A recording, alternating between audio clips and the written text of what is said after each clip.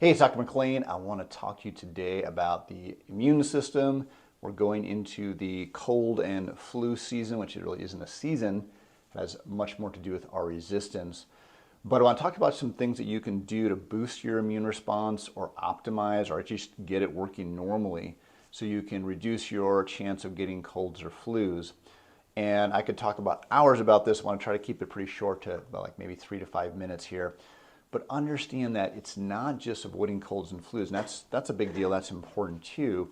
But when we have a weakened immune response, we're more prone to things like cancer, things like autoimmune conditions, which are things like multiple sclerosis, asthma.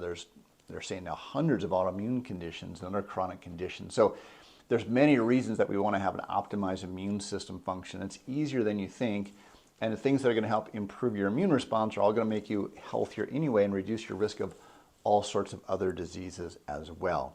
So I would say the biggest thing to understand about the immune response is that the pharmaceutical companies, the drug companies, maybe even the government want you to believe that you're at the mercy of a germ or a virus, that you just get exposed, that you're going to get sick.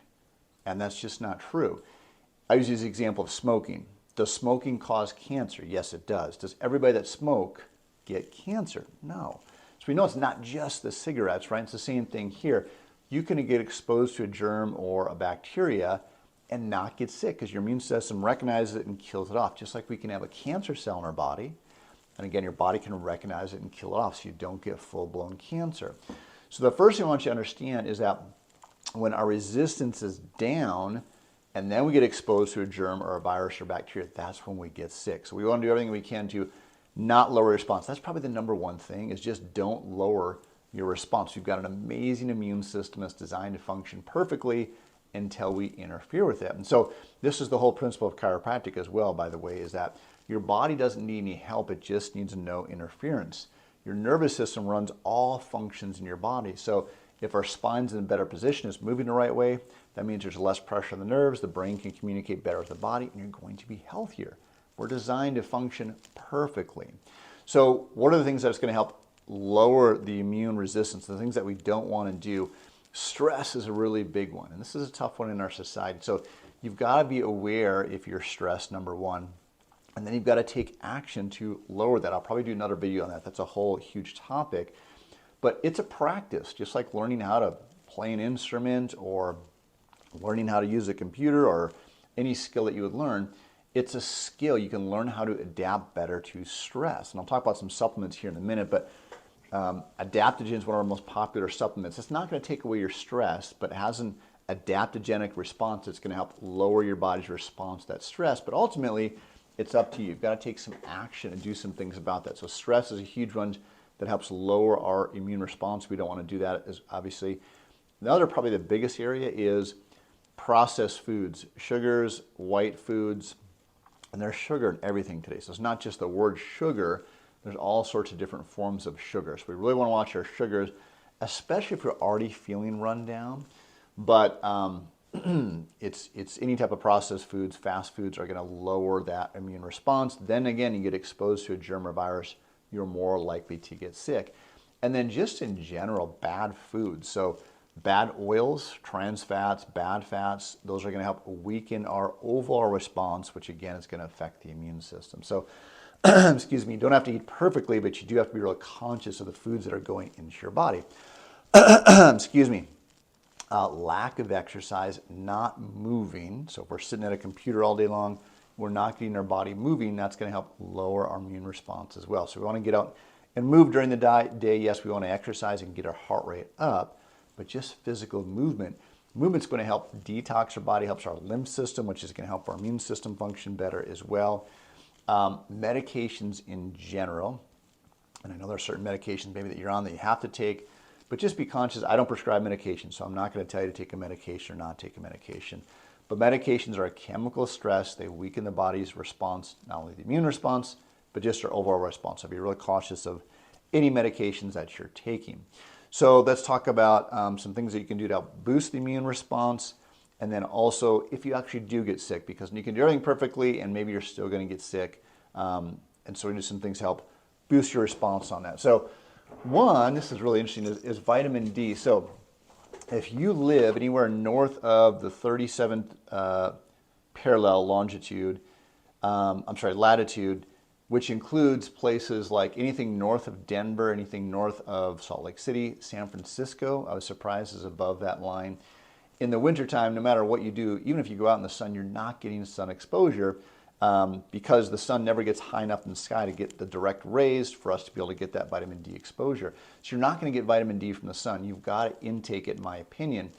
Most professionals recommend 5,000 units per day, IUs per day. I actually take 2 of these per day, which is 10,000 IUs per day.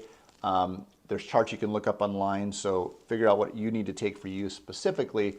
But I take this year round. Now, if it's in the summertime and I know I'm going to be out in the sun, then I'll maybe won't take it that particular day.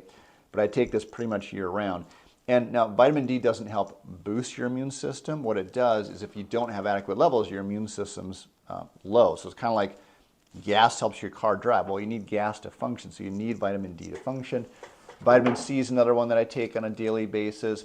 One of our most popular ones is actually nucleoimmune. So these are nucleotides. This helps boost the immune response, optimize the immune response.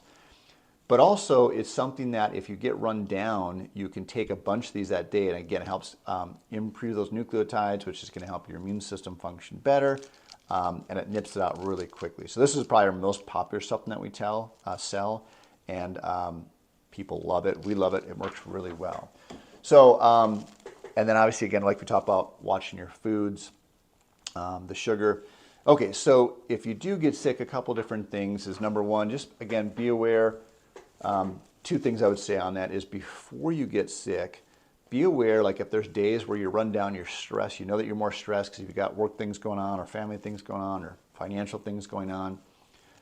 Maybe you're traveling, maybe you're not getting as much sleep. These things are going to help weaken the immune response. Be aware of that before you get sick. Like, man, I'm feeling stressed. I'm going to take some extra nucleoimmune. I'm going to get an extra chiropractic adjustment, which is the most important thing you can do for your nervous system and immune response. I'm going to get a little extra sleep. I'm going to go do something fun. That's another thing that is social exposure, joy, laughter helps our immune response. If we're not getting those things, that weakens the immune response. So be conscious of your body. We all go through these ebbs and flows through life. If you're down in a down slope, you want to do some things to be proactive before you actually get sick.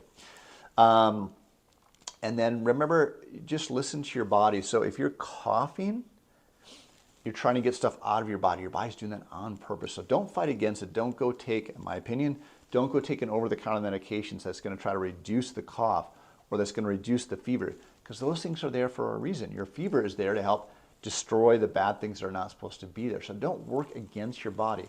If you're sweating, if you're coughing, if you have diarrhea. Now, if it's an emergency, of course, you take emergency matters. But if it's just you're not feeling good, just let your body run its course. It's doing what it's supposed to do.